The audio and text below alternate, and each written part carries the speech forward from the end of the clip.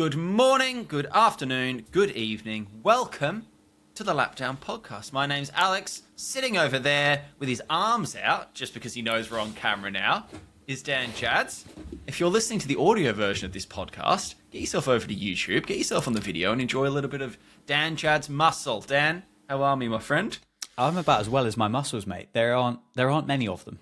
There are not many of them, but no, I'm all right. I'm all right. It's November. It's a pretty depressing month for anybody that lives in the UK. The sunshine gets seen, if we're lucky, 3 times over the course of the month of November, which you've got one of your lucky days today, so yes. Congratulations to you. But yes, if you are listening to this on the audio platforms and you'd like to come and see our lovely faces, you can do that on YouTube, you can do that on TikTok, you can do that on Instagram. And whilst you're over there, make sure you subscribe, follow, or whichever one of the other appropriate actions that you need to do on those particular sites. So that would be really helpful. But yeah, we're back for another week, and well, not much has happened, but quite a bit has happened. You talk about like November being depressing as it is, and then we had the unofficial autumn break light. Like we had the summer break, and everyone was like, oh, okay, but we understand it. And then we had the autumn break, and it's like, oh, yeah. And now we've got autumn break 2.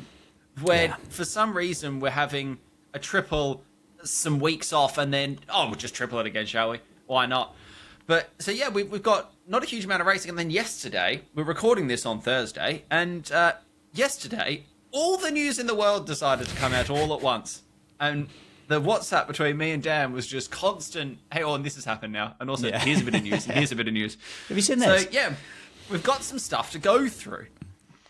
We do. Where would you like to start? I mean, I know where I'd like to start because I think it's, in my opinion, I think it's probably the biggest bit of news from the world of Formula 1 this week. And I think it's pretty groundbreaking.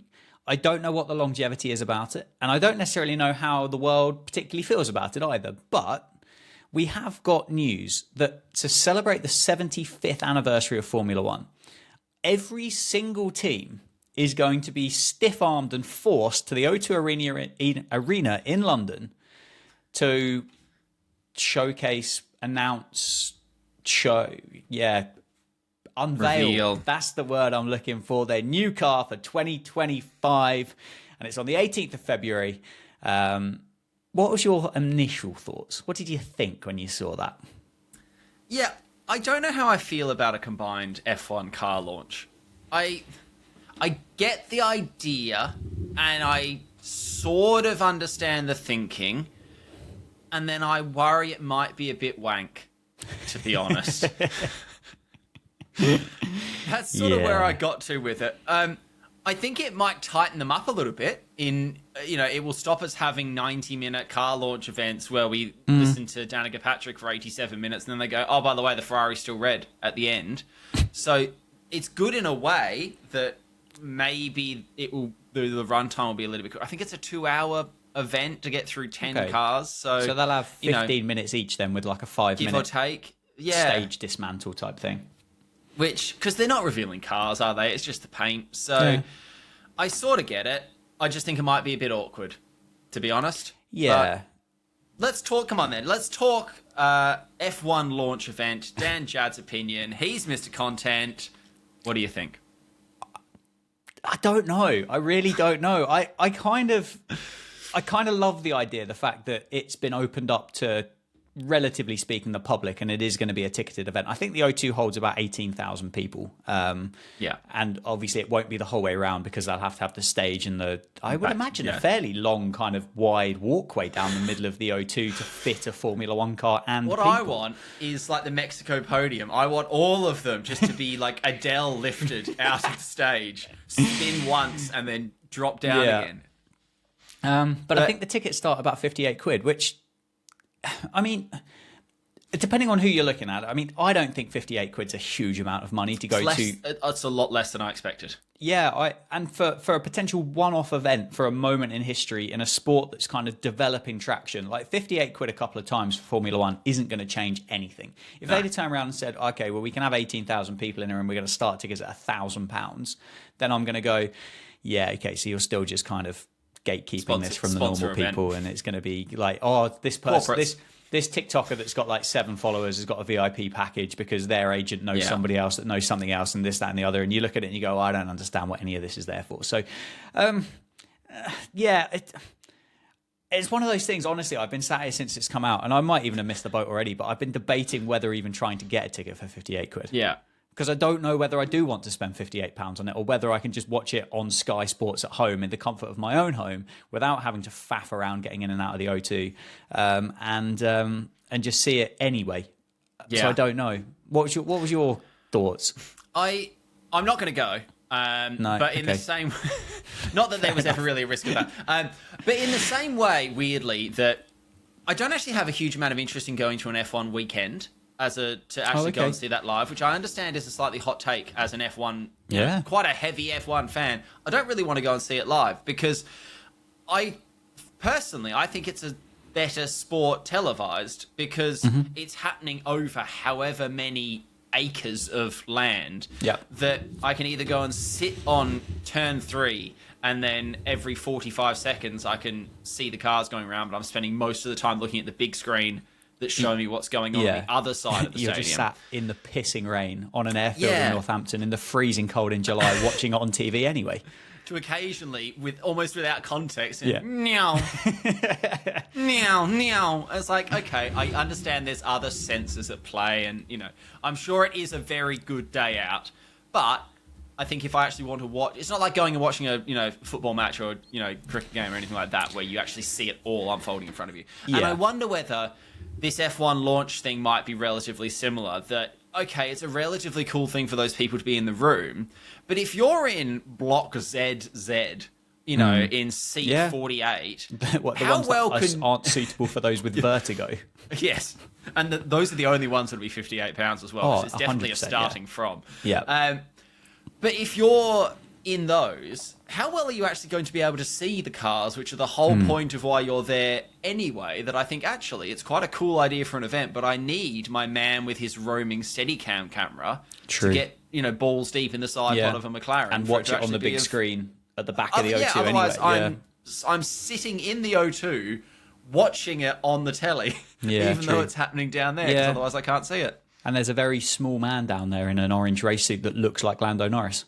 Yes, pretty sure it is. Lando Norris, but from a distance, maybe. I don't know. I'm going to take the word of the screaming people down at the front row that it is Lando Norris, but I don't know whether it is or not. I'm a bit 50-50 about it. I really am. I think it could be a really cool event just to kind of go, yeah, that was cool. Like, that was a nice event. And if anybody is listening and they want to kind of send over a couple of tickets, I don't expect either of us are going to say no. There is also that. So I will kind of caveat that one quickly. And the same to a Formula One weekend as well. If it was free, key. Tell you what, I'm just dying to get to a Formula One weekend. It's in Hospo. It's been a lifelong dream to Paddock Club myself at a Formula One weekend. Are you going to see much? Is it worth the £100 buffet? True. Is it going to be worth a £100 train ticket? Is it going to be worth the £14 pints? Is it going to be worth not buying the limited edition F1 t-shirt that's going to cost 50 quid? I don't know. Actually, speaking of outrageous like Formula One merch, I saw McLaren and New Era put together a package the other day, and I went, "Oh, that looks quite cool." Hoodies, okay, £85. It's too many pounds, isn't it? Many pounds that I don't have. Many pounds. Yeah, I don't know. I'm okay with it. I don't mind it. Fine. You've raised a very interesting thing there that I hadn't considered. The F1 launch event is in the UK in a stadium with, I imagine, largely UK people, and I imagine they'll be serving alcohol. Yes. So there's a wonderful chance here that we might have cars being booed by some drunken hooligans. That'd be good, wouldn't it? Because they've been to the pub first, and then they've had a couple of 12-pound pints in the O2, and then the Haas comes out and says, "Oh, fuck off, boo!" That could just be incredible. Maybe that's what I need this event for. Imagine 18,000 pissed up Formula One / football fans when Lance Stroll gets announced onto the stage next year. You're fucking shit. Oh, we need chanting. There's not enough chanting in Formula One, is there? We need some football style singing to embrace Formula One. Can you imagine? That would be. Can you imagine? Just like, and it almost like kind of cascades around the grandstand. Yeah. It just works its way around. So I think, yeah, that sounds kind of, and maybe that is the thing that you need to happen at a Formula One weekend for you to want to go. Yeah, no, 100%. Last point on the launch event that I will say, Ferrari have always been very good at having I say that, they did it a couple of times, doing that launch event with an actual live audience of fans there, and it definitely did make a difference to what is otherwise quite a stunted and awkward sponsor, prim, proper, everyone's got their jeans with their belt and their, you know, quarter zips on. Quiet, please. Yeah, so in that way, it has the potential to be quite good if they can actually rekindle some of that. And yeah, I think there is actually a chance that F1 fans will get to go to this by the sounds of things at £58. So the atmosphere could be quite good. If you Max live doesn't in the want UK. to go. If you don't live, if you live in the UK, you can't. We can, Yeah. but it does become slightly more expensive. No, Max doesn't want to go, but the UK hates Max, so I can understand why Max treats the UK with the same level of disdain. I think, to be honest, at this point, Max just takes anything that's not an on-track session with a large amount of disdain. The bloke is like me on F1 24, where I could not press skip faster through every menu that's not me choosing a setup to go out on track. Done. Gonski, get me out there. And the other thing with Max as well, I can't work out, I know we don't need to talk about this too much, but I just can't work out whether he's being serious or whether he's just on a complete wind-up all of the time. But anyway, that's my closing comment on the Max Verstappen situation. It's possible. Okie dokie, then here we go. Alpine are not going to be Alpine anymore, and Alpine are now going to be Mercedes with their new engine deal. Yeah. And I think you've got some thoughts on that, Mr. Jads. Well, my only question is, and like I'll caveat it straight away and say that customer teams have existed since very early, maybe not at the very, very beginning. Maybe not very like the first 10 years, but since then on, they've been buying engines and parts and bits and odds and sods from various different people. But this is the pinnacle of motorsport, right? And we've got all of these like famous and well-known marques from around the world, like Aston Martin and Mercedes and Ferrari, and to a lesser extent Alpine, and to a lesser extent than that Haas. But in order to be at the very, very top end of this sport, should you actually kind of build your own thing that makes it go round? Or should you just be able to kind of go, you know, I'd quite like to play at this for a bit. Do you reckon I can just pop to the shops and just buy some shit and bolt it together and just see what happens? Because that's essentially what like these customer teams do. Yeah, and it's interesting because there is an amount of parts that are, you know, not provided, but are like spec parts to a certain degree. And then there's an amount of parts that you're allowed to just take from someone else. So the Haas is like 50% Ferrari, isn't it? In the bits that they're allowed to use. The worst 50% of it, but it is 50% Ferrari. And then the engine and stuff, obviously. So it is an interesting one. I get it to an extent that otherwise you are making the barrier for entry a lot higher and a lot more expensive and a lot more difficult if you have to be an engine manufacturer, make your own engine, and also do all the windy bits as well. Does it get much more expensive when your steering wheel costs 50 grand in the first place? Like, well, I think I an don't know engine how costs much more. adding like an engine to that really. I don't know. I'm not sure, because I mean it's not a cheap hobby, is it? It's not like you haven't bought like secondhand golf clubs from the charity shop and popped down the pitch and putt where it's got an honesty box and sometimes you might pay and you might not. Like Sauber seem to have this year. Yeah, all right, fine. But they do kind of have to pay a serious amount of cash to get involved in the first place. Yeah. But that's at the current level with customer engines. That's not even without the R&D of developing your engines. I know it's a bit sacrilege with F1 anytime people start to talk about spec parts and stuff. I'm going to flip it the other way on you now. I'm going to go completely opposite direction. Yeah. And what if we just had an FIA Formula One engine, so the car go fast at this pace, and then what you have to build is the stuff around it? Because we've got, 4 engine manufacturers on the grid at the minute? I've just picked a number out of the air that feels about right. Merc, Ferrari. Is there a Honda? Is Honda still... No, Honda's not kicking about anymore, is it? Do they make their own engine, or do they borrow Mercedes engines? No, yeah. Williams borrow Mercedes, for sure. Williams and Mercedes. Red Bull are McLaren Honda still right now, aren't they? Yeah, but they're going to RBPT. Which is Ford. Yeah. There might only be 3. Yeah. So at that point, when we're not getting a huge amount, well, now obviously now that we're losing Renault as well, I've just given up on it. Yeah. Well, apart from the branding, they still want the branding. Well, they still want the Alpine kind of sports version of Renault involved. They just don't want to do any of the work. Yes. At what point should you just go, engine is, because they've obviously got, I believe, still a decent chunk of restrictions and hoops and stuff they have to jump through on these engines. Yeah. It's not as if they've got fair game on it. So just give them an engine. Give them a set amount of engines for the year. If you want another engine, you can order another engine. It's going to cost you. Who makes them, though? Just Tim.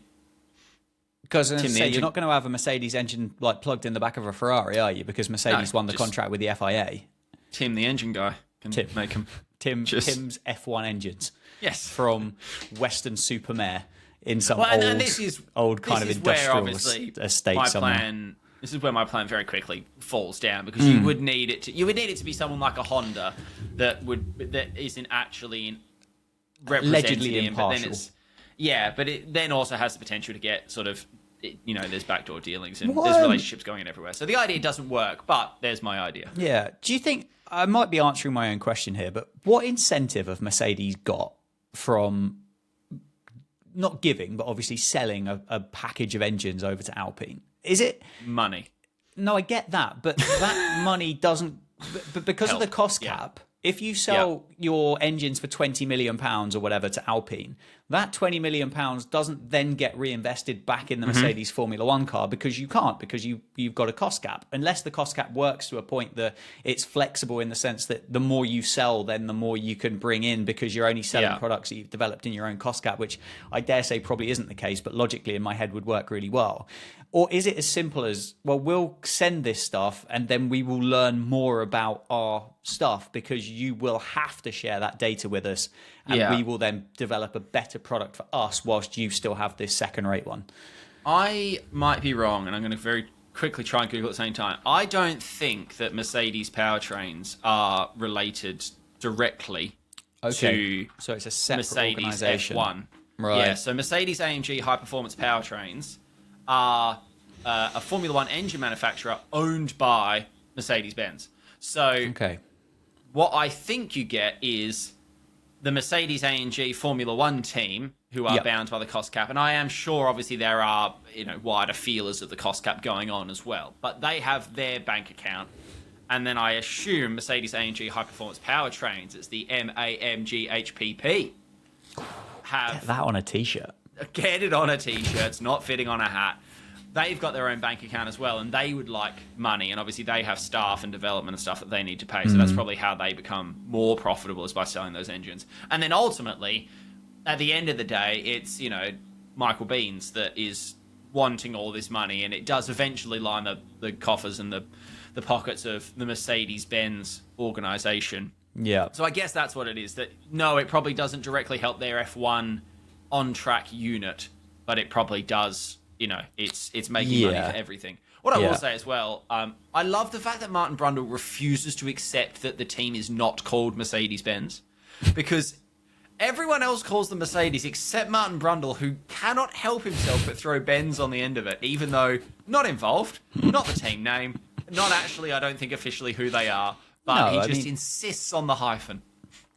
It's the mark on a road car, isn't it? And who knows? Who knows? Maybe Martin has got some form of contractual agreement with Mercedes-Benz, and he's got like a free SLK AMG or something to kind of go, just keep mentioning the word Benz, and nobody's ever figured that out before.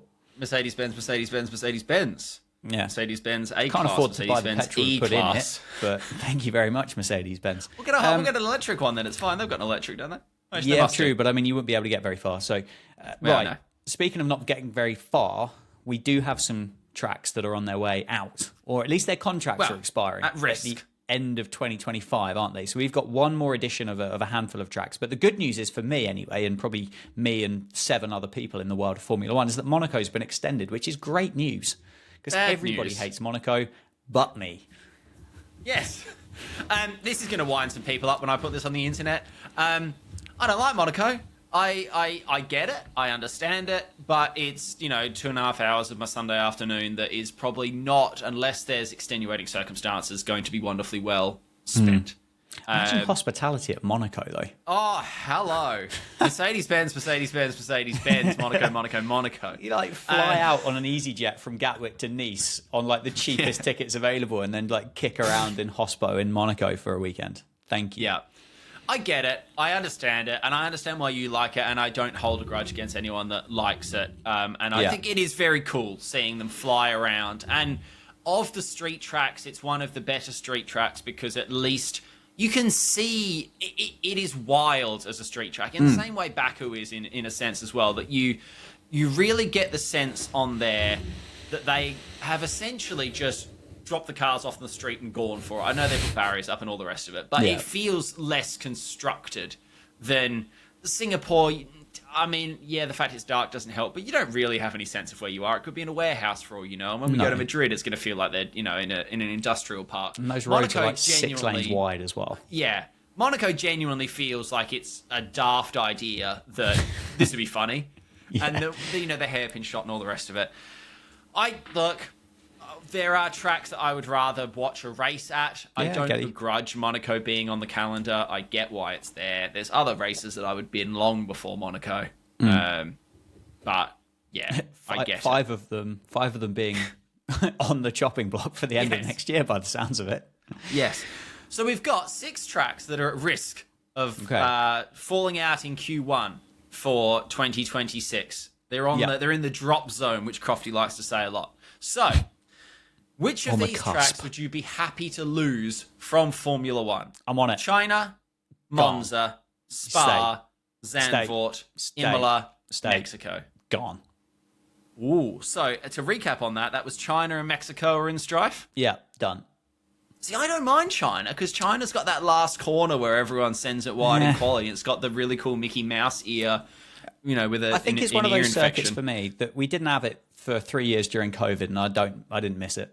So I'm not convinced if it kicks around, we ain't going to miss it. Zandvoort as well, that's a bit of a 50-50 for me. The non-negotiable, Monza, Spa, and Imola. Because I think the three of them, Monza and Spa. Monza's not going anywhere. Let's not be silly. Monza's not going anywhere. Just have as long of a contract you ever want in your life and just take it. Spa as well, for me anyway, have it again. Just take it for as long as you want. And if it could stop raining, then that would be helpful. Imola... I just think it's a great circuit. I love it. Like if you gave me an opportunity to go and sit on F124 and just fire up any track, like Imola would be like top 3 straight away. Zandvoort. See, I like Zandvoort, and I do know we're a bit harsh on the old Dutchies on this podcast, but it's quite a fun circuit. It's just really boring. Yeah. I think Zandvoort could do with either being 50% wider or the car's 50% slimmer. It's not a great same track for Monaco, then, basically. Yeah, it's not a great track for modern Formula One cars and the size that they are, because it just. I think if the cars were smaller, lighter, and more nimble, there would be more overtaking, because you wouldn't just have to get the right slingshot out of that final banked corner and try and do it on the straight down into turn 1. God forbid you might actually be able to overtake when you fancy overtaking. Mexico, I get it. It's fine. Quite a long straight. It's got a long straight, very long straight. And I quite like Mexico in a weird way. I know it's going to be different this year with Qatar. I quite like when we go to these races that have very different atmospheric and environmental conditions, because I think that's a nice test as well of the engineering and the ingenuity and the solutions that, hey, we're going to now go and do a race in Alaska in the middle of winter. And guess what? You're going to need to put heating on the cars. Different altitudes and stuff. It's cool. It's cool to bring those, it's like putting a difficulty modifier on it, right? That you've got to come up with these solutions. I don't mind it. I can buy it. I don't mind it. But yeah, Monza's not going anywhere because Ferrari will bankroll that to stay on there. Imola, I don't think I don't love it as much as you, but it's fine. It's an inoffensive track to me. Yeah, I don't think it stays. It's more at risk than Monza, certainly. Yeah, if the FIA and Liberty and whatever go, I don't think we need 2 Italian races every year. Imola's not getting in that conversation just because of the branding around Monza. I've got an idea, though. Hear me out. We could do with another street circuit in some Midwest state in America. I was thinking, yeah, Oil Town. What if because I don't feel like we do much racing in the Middle East, right? What about the Dubai Grand Prix? Ooh. Right. Well, the thing is, Dubai do actually have a proper, I think, Formula One level autodrome, like a proper circuit. So what they could do is acknowledge that that exists and then build a street circuit somewhere else. Yeah. No, good. That like would definitely work. Yeah, I like it. Because they got that big kind of pointy building, haven't they, in the middle of the town centre. So I mean, we talk about the trying to go green in F1 and the schedule and all that. If we just raced... Ideally purple, but green's good. If we just raced in the Middle East, all year... Yeah. Well, less travel. You don't have to get big boats and stuff. You go there once, and then we'll just jump around between all the Emirates countries and we're off and away. Petrol's please cheaper. Don't do this, Formula One. Please don't. Do it. Very cheap. Just stick a fork in the ground, fill the car up. Job done. So that's how cars work, isn't it? It's just straight crude oil just in the engine. I think so. Yeah, you just literally just pour it straight in. Yeah. Yeah. I don't know. I think I've been very vocal on this point, and I don't particularly mind. But I just don't want to see more street circuits, more characterless, soulless street circuits that exist for the point of hospitality, one of which we've got coming up next, which we'll speak about in a little bit. But we do not need any more of that. No, I'm in full agreement. I mean, it's why there's a little bit of excitement around South Africa, isn't there? Because although it's a little bit of a pipe dream still, it's a proper circuit that maybe needs a little bit of work done to it to get it up to the right standard. But I would prefer to go to an average proper circuit than an average street track or even a good street track. I think an average proper circuit probably overcomes that. And what I will say is I'll take back all of my jokes about us racing in the Emirates and whatever, because the new one that's going in a theme park looks kick-ass. So that one gets a free pass from me, because the Mario Kart track can stay forever as far as I'm concerned. You're just with the street stuff, you're just so limited as to what you can do, clearly, because those streets have to exist. And because the circuit has to be a particular length and all this, it has to run for a particular time, you end up with a god-awful upside-down pig that includes about a 5-mile stretch of the Las Vegas Strip. And as I say, we don't need that. Fair enough, the Vegas Grand Prix might have been fun to go to, and it may well have developed some pretty fun racing last year. I can't really remember. But it got some fun moments last year, because we had them crammed in the back of the car looking awkward at the end when they had to do 8 laps of it to go to the various landmarks. Yeah, true. But yeah, it is what it is. What have we got next? Ollie Bearman, Colapinto, Oscar Piastri. There's a bit of a I'd love to talk about... Ollie Bearman is the biggest teenager in F1, because the bloke has turned up to Interlagos having never driven the circuit before, having never driven the circuit in the simulator, and his team principal's gone, we need you in the car this weekend. Are you familiar with the circuit? And he's gone, nah, but I've driven it in F1 24 a couple of times. Yeah. Oliver, that's not the same, my boy. Because in some tracks in F1 24, there's just random bumps in the road that you can't see, and they just send the car upside down. It's genuinely a wonder that Bearman managed to make it round a single lap, and I know he didn't most of the time, and he spent a lot of it backwards. But it makes a bit more sense now that he spent so much of that weekend backwards, given that every corner was a surprise. Oh shit, that's turn 9. Oh, okay, this is where this comes from. This looks different from the gamepad. Yeah, fine. On my mum's couch. It was the first kind of weekend that he had a bit of a bump, didn't he, down to reality, kind of hit the ground running in Saudi when he stepped in at Ferrari. I don't think that's the level that Ollie Bearman is. I think he's better than that. I think it's a case of, as you said, Kevin Magnussen woke up with his shits on Friday morning and went, in you go, lads. Because I don't even think... Well, I don't think he'd ever seen the rain before. No. So to the point that he's never been to Brazil, he's never sat in the circuit, he's never driven the car in the rain, was a bit of a hiding to nothing, really. But was it better for him and Haas and Ferrari going forward to ditch out Magnussen, who was a bit of a dicky tummy? Then probably, wasn't it? Yeah. Yep, no, 100%. Speaking of people that have never driven things before, Oscar Piastri can't drive a tractor, is what we learned this weekend. How many people can? Because that kind of rear Valtteri steer Bottas axle is making a good go yeah, of it. but that rear steer axle on that trailer looks like an absolute bloody nightmare to try and...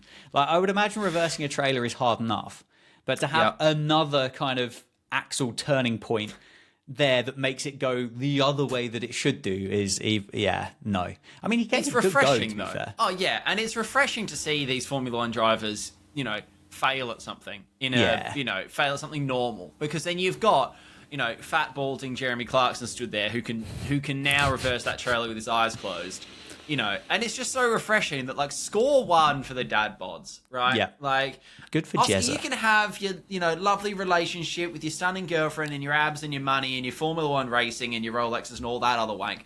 Jeremy Clarkson can reverse a tractor, and that's all that matters. But fair play to him for getting involved. 100%. And for the sounds of things, I mean, they might have been lying, but I think he was there for like an hour trying. Like, this wasn't a quick PR drop-in. This was, I will reverse this tractor into that fucking shed. But I like him. But Oscar just seems like a normal bloke. And he feels 100%. Like, and to be fair, like, I'm sure he probably got frustrated, but I reckon he probably really enjoyed his day as well. And that I really like. I like the fact that he could turn up to a farmyard somewhere, sit in a mucky tractor and try and reverse a trailer in a shed and have a great time doing it, and not need to be kind of having smoked caviar, champagne, flute sat on the back of a yacht in Monaco somewhere because he's earned a few quid in Formula One. Get him in the tractor. Give him. Well, to be fair, I mean, depending on how his career goes, there could be a few tractors going on the Formula One. He avoided one this year, didn't he? Yeah, he did. To be fair, he did. Here's one. Go on. I've got one more on Oscar first. Oh, right? okay. This just come to me now. This is an unscheduled topic that's not from the notes. Right. Oh, that's why you caught me off guard. Here we go. Do you think Oscar Piastri has ever properly sworn? Because he gives me the vibes of someone that says sugar and shivers and. I can't imagine Oscar saying fucking shit wank cunt balls. I just can't imagine it. Well, we know that obviously the C word isn't actually a swear word in Australia. No. So I mean, that's term probably of endearment. That's probably fair game for Oscar, I would guess. And he does come across like the nicest Australian person ever to have existed. You've met me.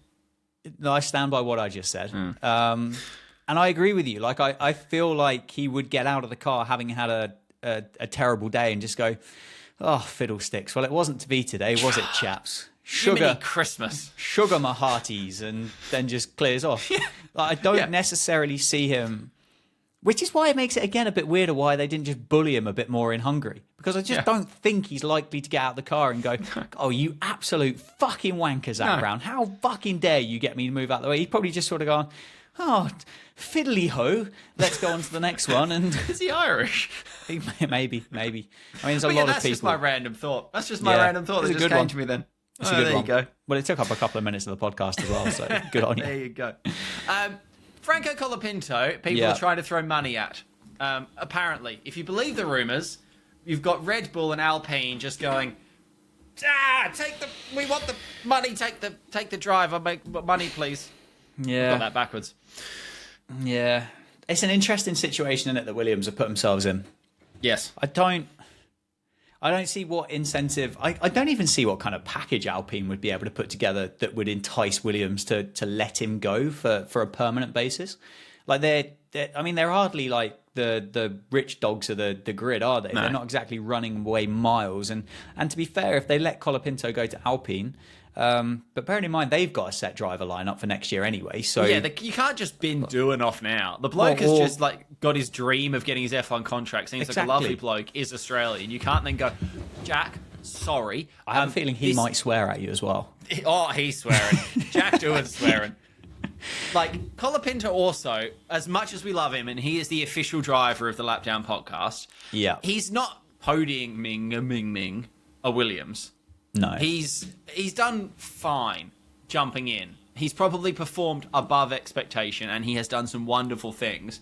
But we're not suddenly going, yeah, we've got Lando Norris, but this guy drinks mate. So, you know... you know what? I'd take him at Red Bull just because I'd love to see the back of Sergio Perez. Yep. I'm not particularly bothered about who sits in that number 2 seat at Red Bull, but my kind of tolerance has worn thin with Checo, and if it means that Colapinto goes from my beloved Williams over to Red Bull, absolutely fine, because I don't want to go through another 24 races next year talking about how the fact that Red Bull is a race-winning car and Sergio Perez couldn't get out of Q2 again. Yes. No, I think it's a very valid point. I also think it would be just a bit spicy. It has the potential to just spice things up if you put a bloke that is very happy to send it aggressively in any situation in a car that should, in theory, be one of the quicker cars on the grid. Yep. I mean, you can't tell me that Colapinto starting like P7, P6 most weekends isn't going to cause some fun into like the first corner in Kota or like that first corner in Singapore and all these places. Like that could be good viewing. First corner in Monaco even. Let's go. Get him in there in like P7 in Monaco with cars all around him. Oh, let's do it. I reckon he might become slightly different when he's got kind of Mr. Marco and Mr. Horner breathing down his neck. But I like the idea in concept.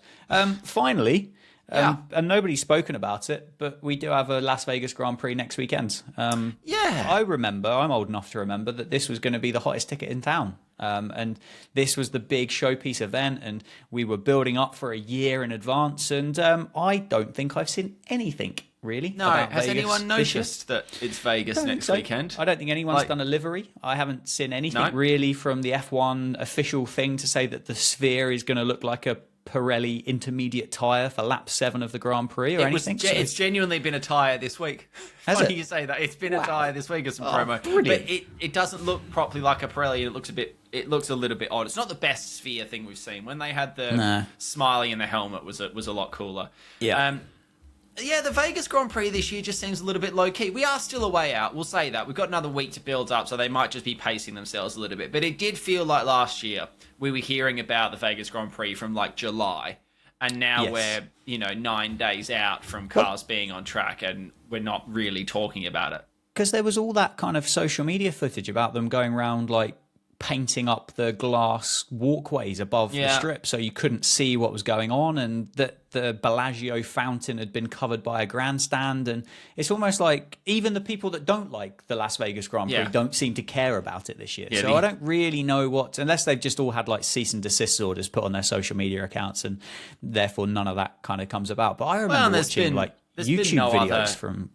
Yeah, there's been no other big outrage moments in America in the last week to distract them or anything. So, maybe they're waiting. They're waiting just to pop their heads up again after however long. Lads, we found something else to moan about. Let's go.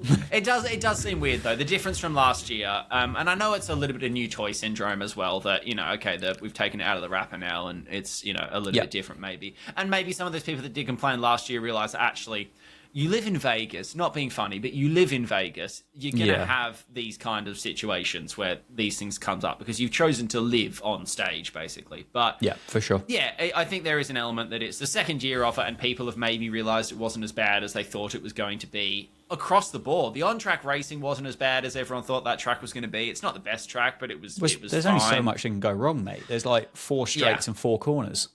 The off-track stuff was fine. I didn't really feel like we had a huge amount of the off-track stuff. We'll talk about this next week, but it wasn't as impressive visually as I expected. And maybe everyone's just kind of meh. They've just become a bit meh. Well, let's keep that powder dry, because otherwise we'll have nothing to talk about next week when they've done no hype about the Vegas Grand Prix either. So yeah. Lovely. Hey, well, thanks for listening to us. If you have made it all the way through here, you've obviously not hated things, so why don't you pop down underneath, and if you're watching on YouTube, you can hit like, and maybe you can leave a comment and say how much you did or didn't enjoy this. And if you're listening to us on one of the many podcast platforms, if you can drop us a 5-star review, it makes all the difference with helping some new people come and watch this. And of course, you can go and see clips from this every week on the Lapdown Pod Insta and TikTok and all those various places. Dan, if they want to see you doing things that aren't talking to me, where can they do that? Yeah, just have a search for Dan Jads, really, and you'll find plenty of it's cricket stuff. Let's be honest. Yeah. There's not much other than that going on, but I mean, there's room to kind of develop things, But yeah, that's where I am. How about you?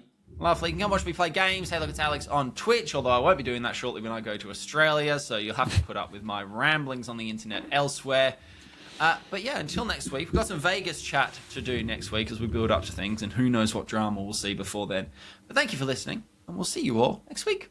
Wonderful.